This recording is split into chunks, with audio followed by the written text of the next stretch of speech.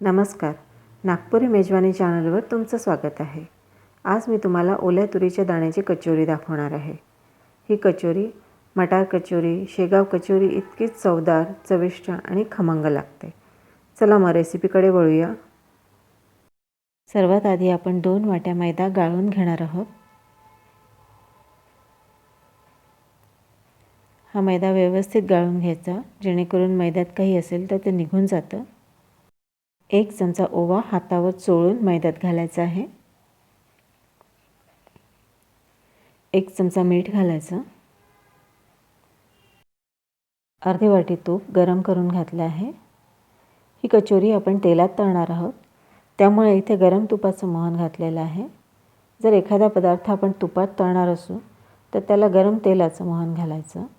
असं केल्याने तो पदार्थ खूप खमंग खुसखुशीत बनतो. ही कचोरी आपण तेलात तळणार असल्यामुळे इथे गरम तुपाचं मोहन आपण घातलं आहे.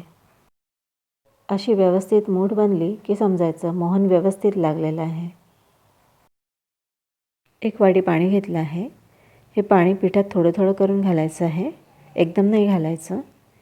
या पिठाचा आपल्याला घट्टसर गोळा करायचा आहे, तेव्हा पाणी थोडं थोडं करूनच घालायचं. ह्याचा आता व्यवस्थित गोळा तयार झाला आहे. थोडं पाणी आणखी घालूया आणि व्यवस्थित चुरून घ्यायचं.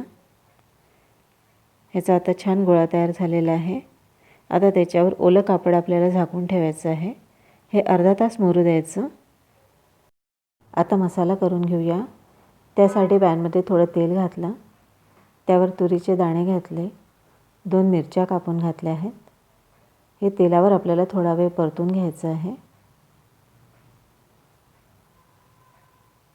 आता या तुरीच्या दाण्यांवर थोडे डाग दिसायला लागले आहेत, म्हणजे हे दाणे रेडी आहेत. आता मिक्सरच्या पॉटमध्ये थोडी कोथिंबीर घालायची, 4 लसूण पाकळ्या घालायच्या, अर्धा इंच आलं घालायचं आणि आता हे तेलावर परतलेले दाणे आणि हिरव्या मिरच्या घालायच्या. हे वाटून घ्यायचं. हे आपल्याला जाडसर वाटायचं आहे. पॅनमध्ये 1 चमचा तेल घालायचं. ह्या तेलावर आपण धने, जिरे आणि बडीशेप याची भरड घातली आहे. हे तिन्ही जिन्नस मी 1-1 टीस्पून घेऊन त्याची भरड तयार केली आणि ही भरड आपण तेलावर थोडा वेळ परतणार आहोत.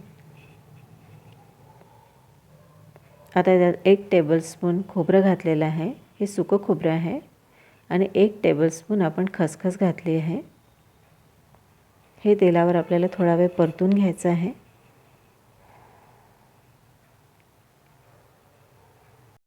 ही भरड आता व्यवस्थित परतली गेली आहे. त्यात 1 टीस्पून हळद घातली आहे. तिखट आपल्या चवीनुसार घालायचं. मीठ घालायचं चवीनुसार. थोडं परतून घ्यायचं हे सगळं तेलावर.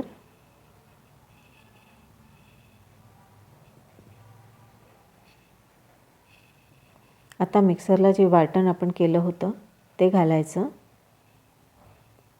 आणि आता हे छान परतून घ्यायचं.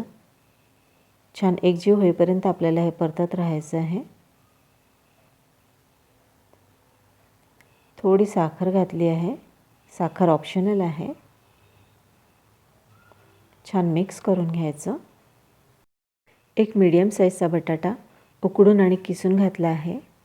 बटाट्यामुळे मसाल्याला बाइंडिंग येतं आणि मसाला नरम राहतो, म्हणजे वरून कचोरी खुसखुशीत होते पण आतून छान नरम राहते. मसाला शिजेपर्यंत झाकून ठेवायचा. शिजल्यावर उघडून बघायचा.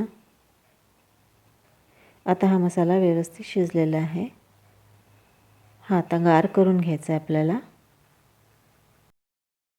भिजवलेल्या मैद्याच्या पिठाचे 8 एकसारखे गोळे केले आहेत, म्हणजे 2 वाटी मैद्याच्या पिठात 8 कचोऱ्या तयार होऊ शकतात.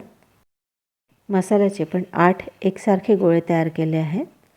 असे मध्यम आकाराचे गोळे तयार केले आहेत. मैद्याच्या गोळ्याला आता वाटीसारखा आकार द्यायचा. अशी वाटी तयार केली. आता त्यात सारणाचा गोळा भरायचा. जसं आपण पुरण भरतो तसंच भरायचं आहे आपल्याला. व्यवस्थित दाबून भरायचं आणि छान सील करायचं त्याला. आता हे व्यवस्थित सील झालं आहे. याला थोडं दाबून घ्यायचं म्हणजे सारण व्यवस्थित पसरतं. आणि आता आपण याला हलक्या हाताने लाटून घेणार आहोत. अजिबात जोर द्यायचा नाही, अगदी हलक्या हाताने आपल्याला लाटून घ्यायचं आहे. आता ही कचोरी तळण्यासाठी रेडी आहे. तेल आता मीडियम गरम करून घेतलेलं आहे. त्यात आता आपल्याला कचोऱ्या सोडायच्या आहे. या कचोऱ्या आपल्याला अगदी मंद आचेवर तळायच्या आहेत. जर आपण हाय फ्लेमवर कचोऱ्या तळल्या तर त्या वरून ब्राऊन होतील पण आतून कच्च्या राहतील. त्यामुळे कचोऱ्या नेहमी मंद आचेवर तळायच्या. आता ह्या वर आल्या आहेत. याला पलटून घेऊया. कचोऱ्या वेळोवेळी अशा पलटत राहायच्या. दोन्ही बाजूनी छान खमंग होईपर्यंत त्या अशा पलटतच राहायच्या. कचोऱ्या आता व्यवस्थित तळल्या गेल्या आहेत. आता हे आपण काढून घेऊया. या कचोऱ्या पुदिना चटणीसोबत किंवा कोथिंबीरीच्या चटणीसोबत खूप छान लागतात. ही रेसिपी तुम्हाला आवडली असेल तर लाईक करा आणि चॅनलवर नवीन असाल तर सबस्क्राईब करा. रेसिपी पूर्ण पाहिल्याबद्दल धन्यवाद.